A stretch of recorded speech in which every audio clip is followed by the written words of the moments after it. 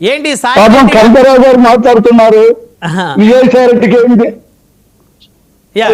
Continue చేయండి. సాయిరెడ్డి గారి episode ఎందుకు మాట్లాడలేదు వైసీపీ? సాయిరెడ్డి గారు పాపం ఎలాంటోడో ఏందో వాళ్ళకి తెలియదా? ఇప్పటి వరకు ఎక్కడున్నాయన? ఆ నెంబర్ 2 నెంబర్ 3 మాకు లేదంటున్నారు, కానీ మీరే చెప్పారు మాకు నెంబర్ 2 విజయసాయి రెడ్డి అని. ఈ మౌతున్న ఆయన ఈ ప్రభుత్వం చంద్రబాబు మీద కాసేపు మాట్లాడతాడు, లేకపోతే ఇంకొకరి మీద మాట్లాడతాడు, జగన్ బంచోడు అంటాడు. ఇవన్నీ కూడా చూస్తే అతనికే కాదు వైసీపీ వాళ్ళ మొత్తానికి మైండ్ జరిపోయిందని కూడా నేను తెలియజేస్తా ఉన్నా.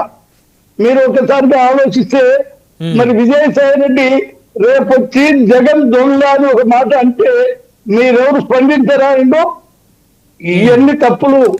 ఎందుకు వీళ్ళ భయం అంటే ఒకటే భయం, ఏమన్నా విజయసాయి రెడ్డిని అంటే ఎక్కడెక్కడి లెక్కలు ఎక్కడెక్కడి కథ బయట పెడితే మన పార్టీ ఏమైతుందన్న భయంతో వైసీపీ వాళ్ళు ఎవరు మాట్లాడటంలే.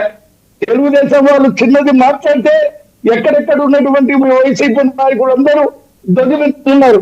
చెప్పారు ఇది గెలవదని చెప్తే అంతలో నాయకుడు మాకు సంబంధం లేదంటారు, అతను ఎవరో మాకు సంబంధం లేదంటారు. ఇది కరెక్ట్ కాదని కూడా నేను తెలియజేస్తా ఉన్నా. మీరు ఒకటే ఆలోచించాల.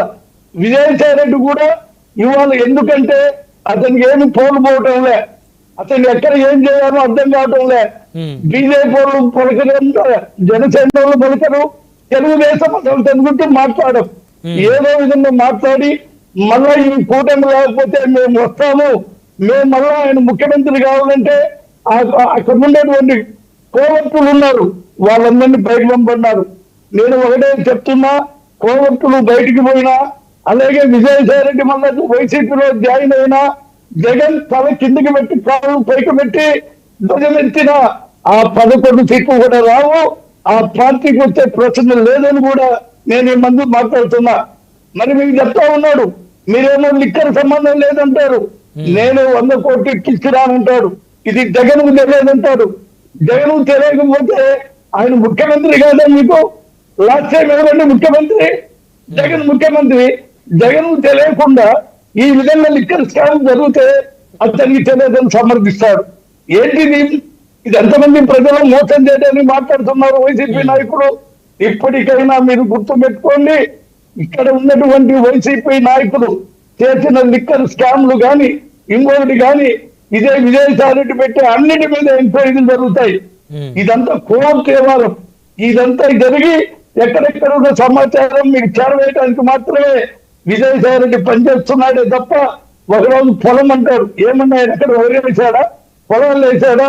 రాజకీయం దూరం అన్నాడు, నేను రాజకీయాలకు మళ్ళా వస్తున్నాడు. ఒరే పొద్దు 26వ తారీఖున పార్టీ నేను ప్రకటిస్తానంటాడు. మరి దానికి వారు కూడా వైసీపీ వాళ్ళు నోట్లో నుంచి మాకు సంబంధం లేదు, మాకు సంబంధం లేదని. ఇప్పుడు 100 కోట్లు నేనే ఇప్పించినానని విజయసాయి రెడ్డి చెప్తున్నాడు. దానికి అవునా కాదని స్పందిస్తారా మీరు? చెప్పండి, మీరు ఏమైనా స్పందించారో ఉండేవాడు అయితే. మీరు ఆలోచించకుండా మీ ఇష్టం వచ్చిందిగా మాట్లాడుతున్నాడు.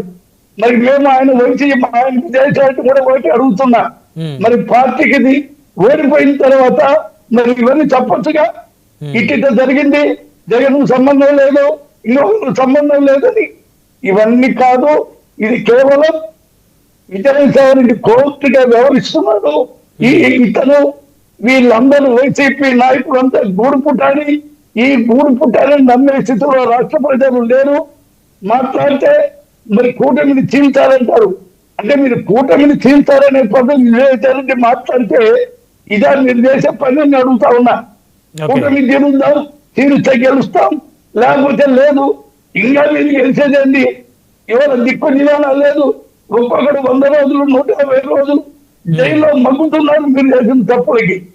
ఇంకా మా ప్రభుత్వం అంటే ఇప్పుడు సాయిరెడ్డి గారికి జగన్మోహన్ రెడ్డి గారి మీద వ్యతిరేకత ఉందనుకోవాలా, లేకపోతే ఆప్యాయత ఉందనుకోవాలా? ఆయన మాట్లాడిన మాటలు చూస్తుంటే ఇదన్నీ చూస్తే ఆయన మీద లోగుట్టుగా ఆప్యాయత తప్ప ఏం కాదు. వీరబ్రహ్మ గారు, ఆప్యాయత ఉండబట్టే కదా జగన్ గారిని సేవ్ చేయాలనేటువంటి ఒక అభిమానం ఉండబట్టే కదా చుట్టూ కోటే ఉంది, వాళ్ళు అమ్ముడుపోతున్నారు, మీకేదో ఇబ్బంది జరగబోతుంది, మీరు అలర్ట్ అవ్వండి అని చెప్తున్నారు.